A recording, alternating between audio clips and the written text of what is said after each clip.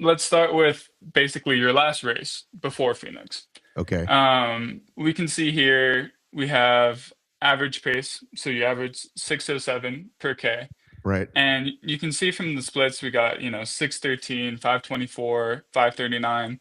This is kind of that oscillation I was talking about, Right. where, we're averaging 607, but that 607 is averaged from a 524 and then a 626. Right. Um, and then we have a running ratio of about 55%.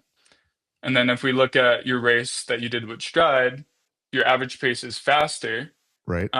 even though your fastest lap is slower. Right.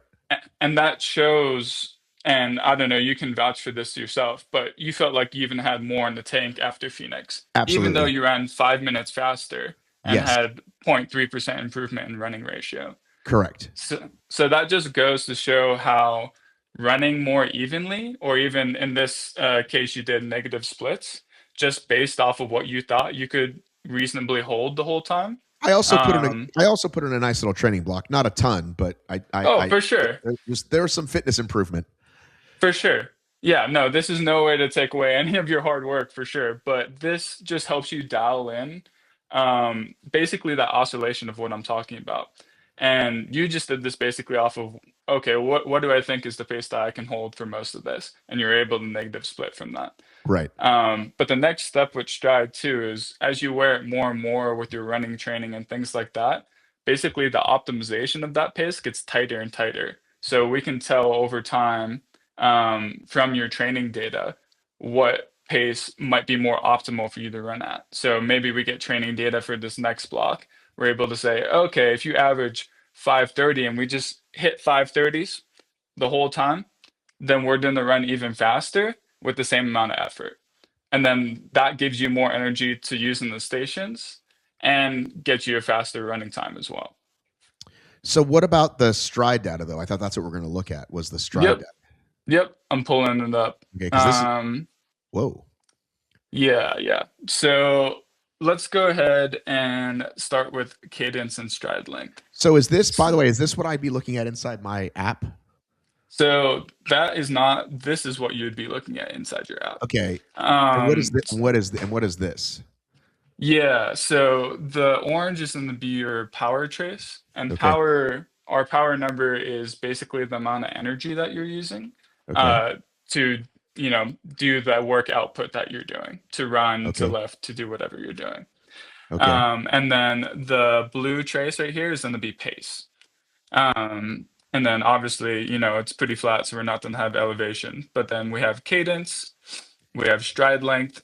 These are all things I can select and deselect to look specifically at certain things. So if I wanted to look at stride and cadence right here, that's what we're looking at.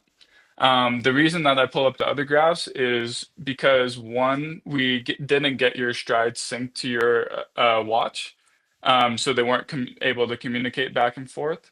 And then two, because the firmware wasn't updated, basically the channels didn't communicate well with each other. So we have to pull the data off the pod and do it that way for basically these mechanical metrics like leg spring stiffness and other things I can get into. So so I Um, so I don't have that yet, is what you're saying? you should be updated now, but just at the time, at least from what Jamie said, is they weren't able to connect your watch with your pod and associate the two, so they weren't able to communicate with each other, and But they that's why were that data. but they Go were ahead. after the fact? I think Jamie was talking with you after, and had you update and be good to go Right. now. Right. But I'm saying this data did work because we were able to do it after, correct? This data is just gathered from basically the pod records, it senses motion. So anytime you start running, it's gonna offline record it. And then we just took the data that the pod recorded automatically. And then that's what you see here. Right. This is all from the pod Um, is the point. I think the way you phrased it, it made it sound like we didn't know the data, but we do. no, we do. I'm Okay. just saying some of it from these graphs that I have here are data that we have to pull off later because it wasn't set up correctly before Okay. the start of the But race. you got it now. So talk to me again about um Talk to me again about the power and how it knows what that is. Yeah, so power is, and Stride's been doing this for 10 plus years, and we're the leader in like a sports wearable where we can get accurate power data. And power really means how much energy are you using to do what you're doing right now. So basically, the way you can think about this is if you were to run like a 8 minute mile on a flat, that takes a certain amount of effort. If you were to run that 8 minute mile up a hill, that would take more effort. Basically what power is if you run the same amount of power on a flat, so say we run 300 watts on a flat, and then we go up a hill and run 300 watts, it's the same effort. So your pace isn't as slow, but basically the effort and the energy expenditure is the same. And basically why that's beneficial is the same reason that I'm talking about for pacing, is if you oscillate a lot between that aerobic and anaerobic energy, that's very inefficient. Whereas if you were basically able to hold a consistent power the whole time, um, you're better able to use that energy efficiently rather than you're changing through oscillating multiple times.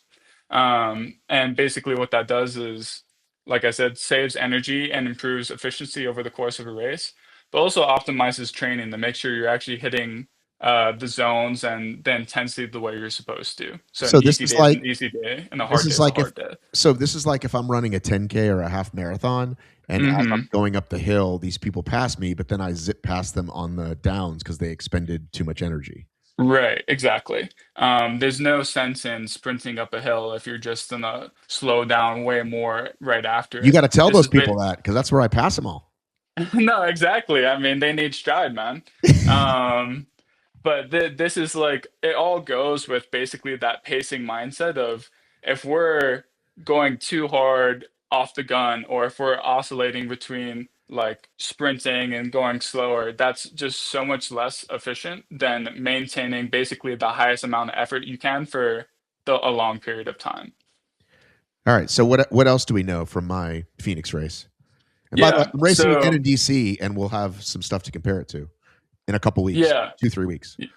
Yeah. So the main thing for you is you're super consistent with basically your power outputs over time.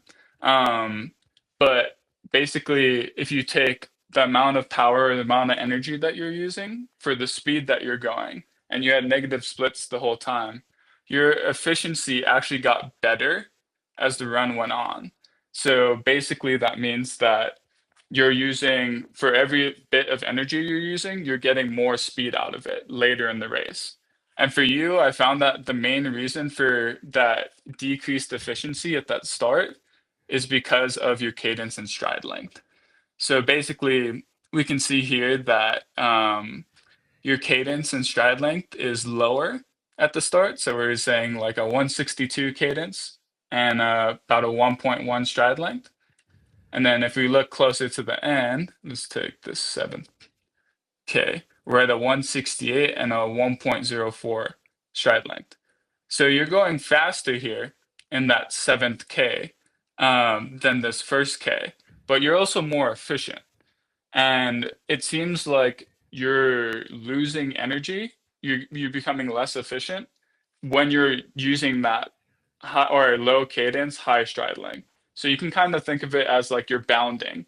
You're basically like jumping step from step at the beginning, and then as you transition more towards the later in the stage race, you bring that cadence back up. So you're hitting the ground more and you're turning over more.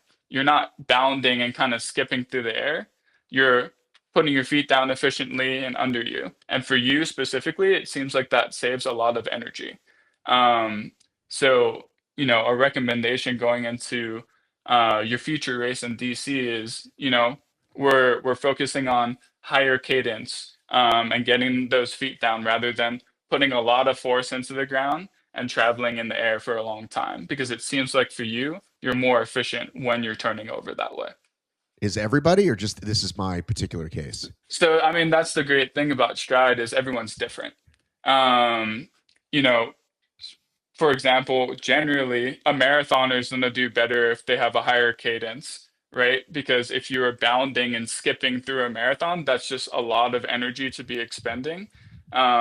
Versus if you're running an 800, you might want to have that more powerful stride because you're trying to be powerful over a short amount of time, whereas a marathon is all about endurance over a long time. And that kind of speaks to HYROX as well, where you're trying to be efficient. We're not trying to necessarily be powerful and just power through everything, because if you do that over a long time, you just can't maintain it. It's like thinking about if you were to do skips for distance for a mile versus just running. The skips would be way more tiring because just mechanically you have to produce that force every single time you run. So should my goal to be to get my earlier runs like my later runs, or should I just keep doing what I'm doing? I think the thing to keep in mind here, like a cue for you can be, okay, we're increasing the cadence. If I increase my cadence, I'm going to be more efficient. I'm not using excess energy and I'm able to hold this efficiency for a long period of time. So I think that's just a cue for you early on in the race is, okay, we're working on this cadence because as you get later on in the race, it kind of settles back into like basically that higher cadence, lower stride length naturally. So it's mostly in the first 1 or 2 Ks where we see this kind of bounding form from you, which again is less efficient over time.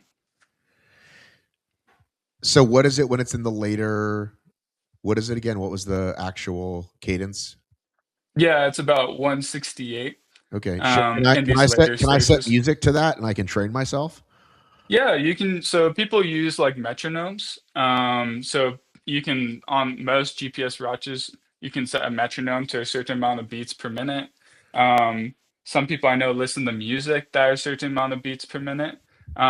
Those are ways to train cadence, just like audibly while you're running, but also things like drills. So like quick feet, high knees, like running drills that basically enforce quicker turnover and hitting the ground quick and efficiently are also going to help with that over time as well.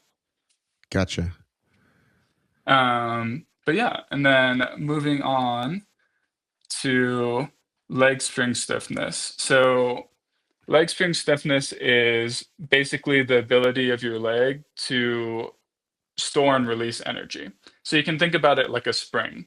So basically, the more rigid a spring is, the more energy you're going to get out of it when it collapses, which is again good for efficiency.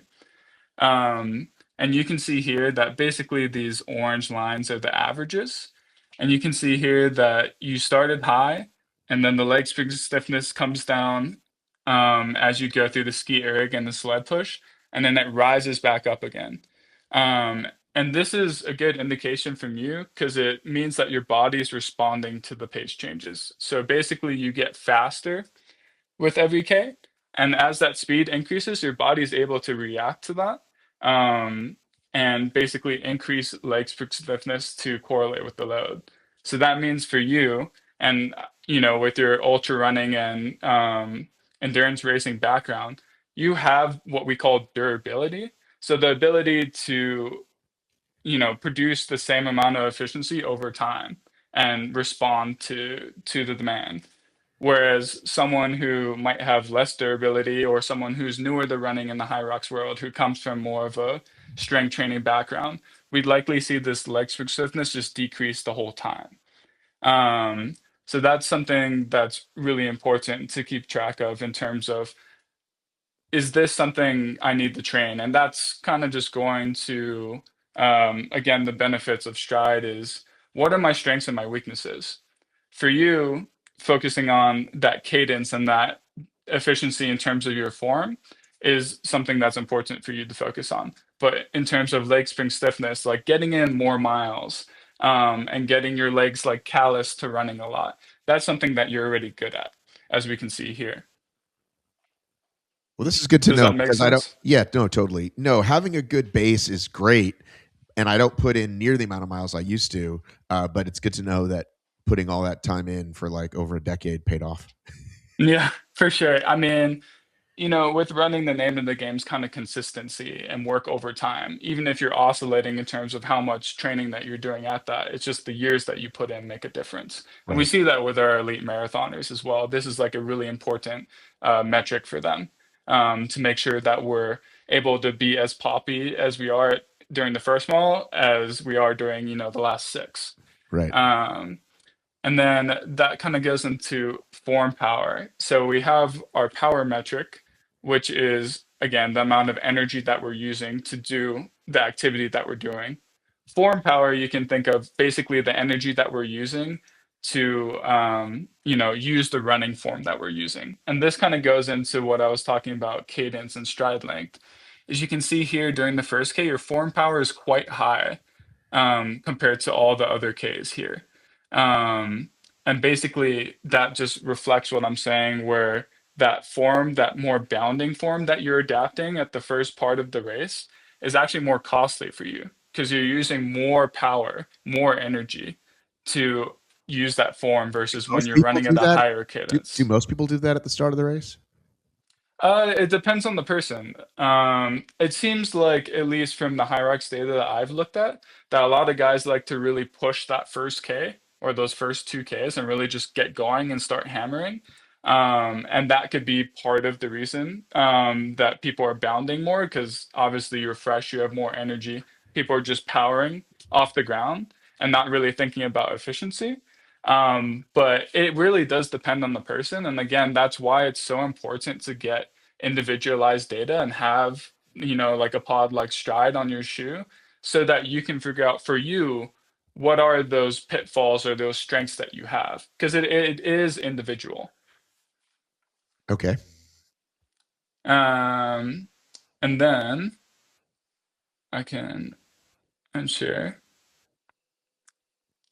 And then basically some just quick statistics I have for you going off of those points of, again, cadence being important for you for efficiency, and your durability, that leg spring stiffness, that ability of you to maintain good pop over time is really good.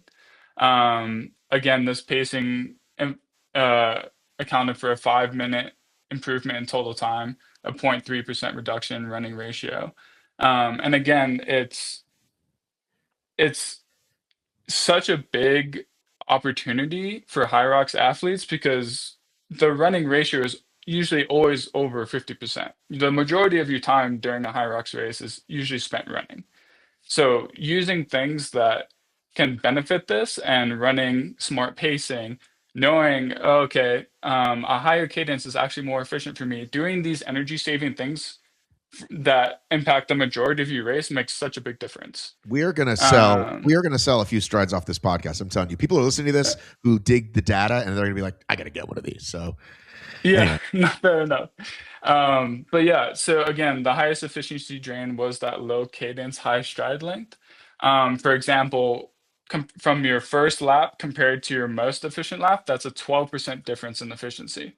So using 12% more energy using that bounding form during that first K than you would with that higher cadence, which is a lot. We're talking about super shoes are 4% increases in efficiency.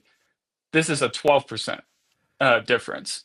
So literally just things where you're able to understand how much energy that you're using at a certain time and this efficiency concept if gets you I more of a if benefit than buying $200 super shoes. but if I thought if I thought I was conserving energy, I don't know how I can like it would be hard. Like that's a good race for me, right? Most people, the Hmm. average person goes out too hot, right? The average person, Yep. and a lot of Yep. these elite racers often go out too hot. And Yep.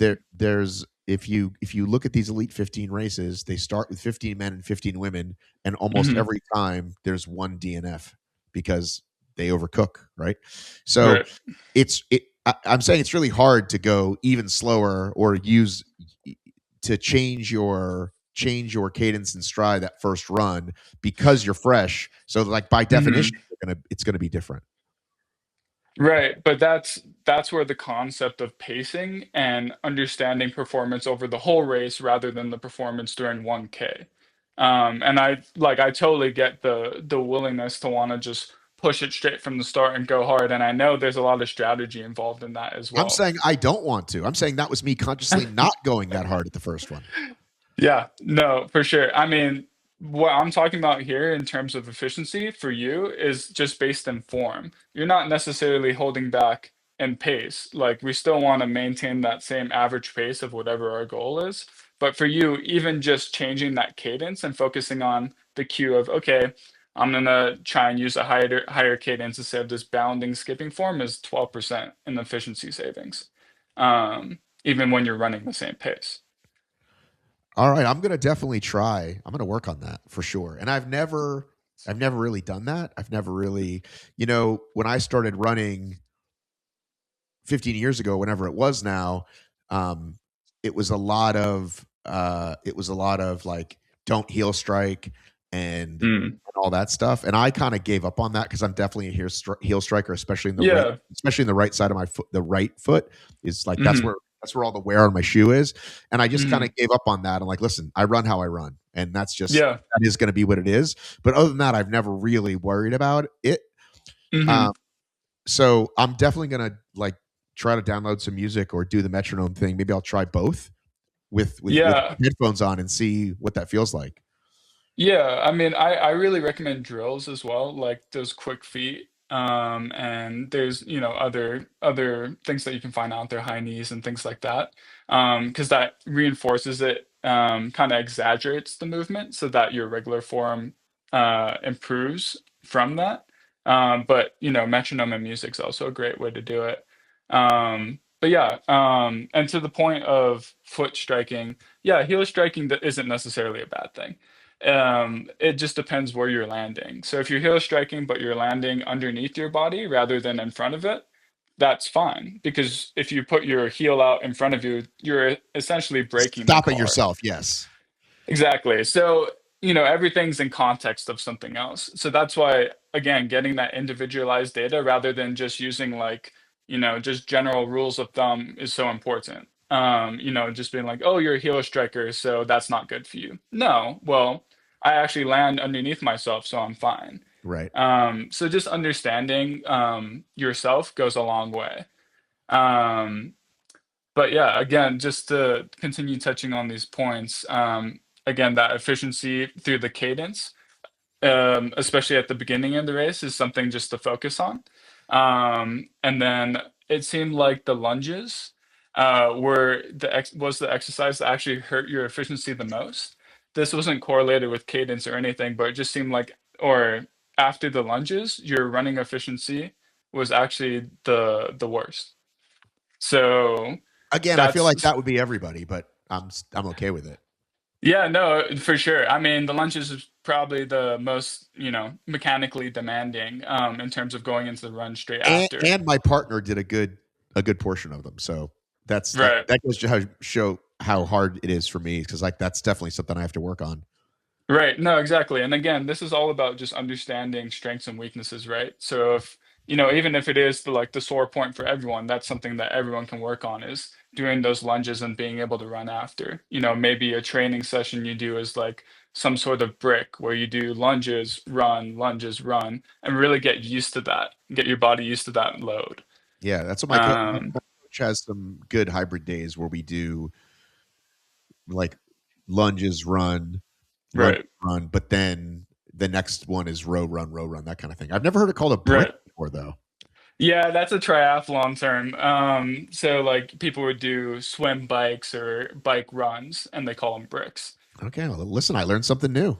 But yeah, and then Are you in Colorado now? yeah, I'm in Boulder. Um, thinking out loud here, Hmm. we should definitely do you. When I say we, I'm including myself, but you Hmm. Stride with a maze fit should put on like a 1 day camp thing, get rich, right? Get a couple HYROX athletes and talk Hmm. about this stuff and give people strides for the day while they go through this stuff. I just think, again, because I'm not even the data nerd. There are data nerds who will they're like drooling listening to this. I'm just a regular guy, right? Yeah. A regular guy out there trying to improve my HYROX. And even I see all the benefits to these things. And like I said, Hmm.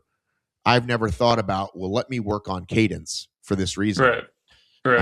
And I'm gonna try it. I'm gonna have my coach listen to this, and I'm gonna try it. So anyway, I think we could educate a whole lot of, which is I know the reason we're doing this podcast. It's like duh, but For sure. I'm just kind of excited that other people can learn this stuff because I know people want people want that edge. People want to take 10 Right. seconds off their time, 2 minutes off their time. So Right. anyway, I'm just getting excited. No, that's awesome. I mean, we're excited about it too, and that's the main piece is being able to communicate the power of this data, and being able to identify those strengths and weaknesses and how important it is, and how big of an opportunity it is performance-wise. But yeah, I mean, again, it goes to being able to simplify things down for people. But I do think the camp is a great idea as well.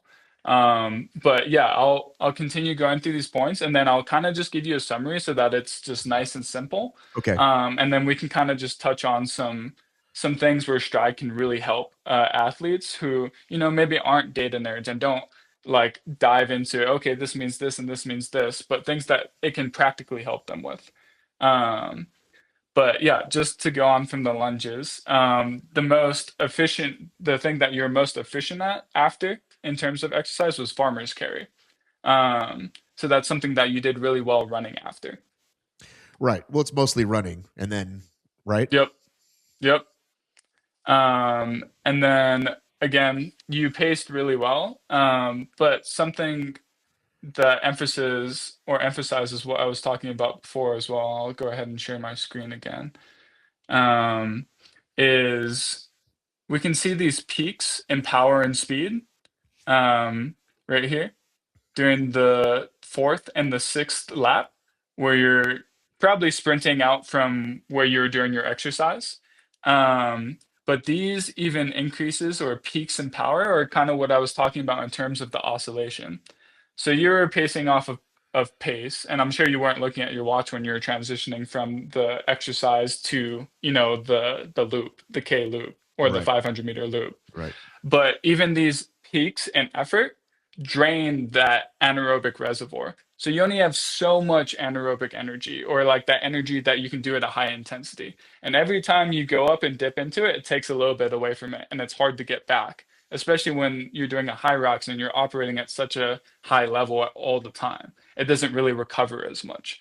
So being able to, again, even dial in the pacing even more from these transitions between exercises and your regular running would go also a long way to continuing to help you be more energy efficient and be able to maintain that faster pace for a longer time, getting out that oscillation and getting it basically a higher flat line of pace. Gotcha. But those are kind of all the main takeaways.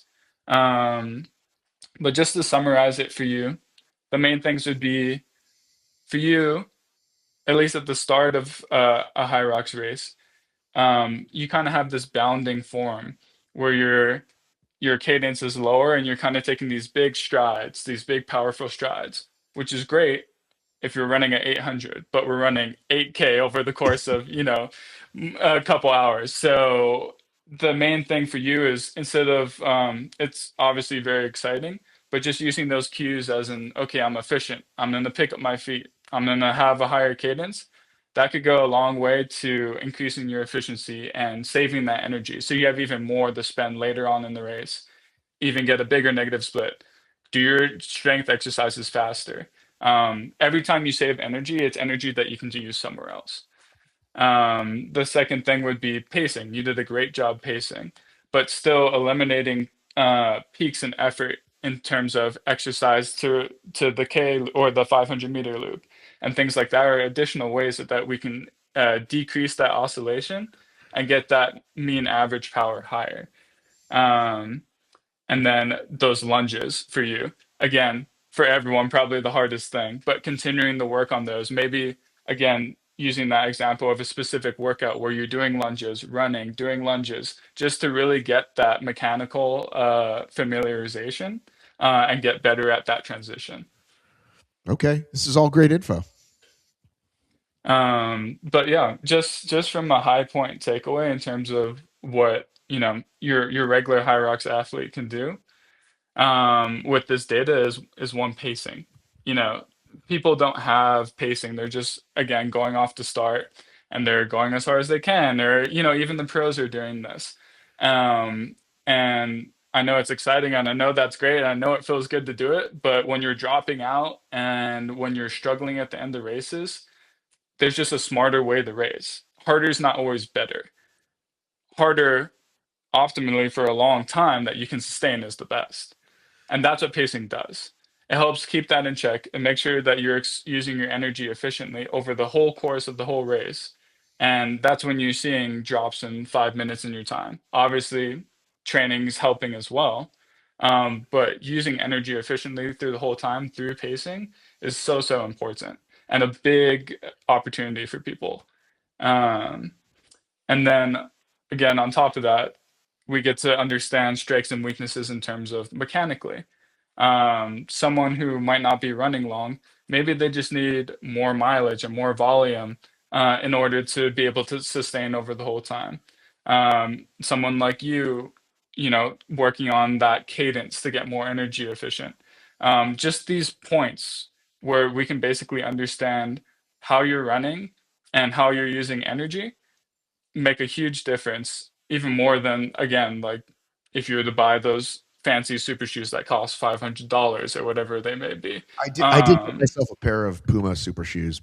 I did get my hands on them, and I have no idea whether they make me faster or not. So I mean, yeah, most super shoes will make you faster, but again, like, if you can fix the car and then the wheels are like a addition, that's probably like the main thing, right? right, So what we're trying to do is understand, okay, how does that engine work? How are we using energy? And then the second part is how is that chassis? Is it able to maintain over a long time? Is it a little rusty? Do we need to change out like an axle here or there? We need to work on this from a mechanical standpoint. We need to get better at those lunges. So it's just putting that engine piece and that chassis piece together.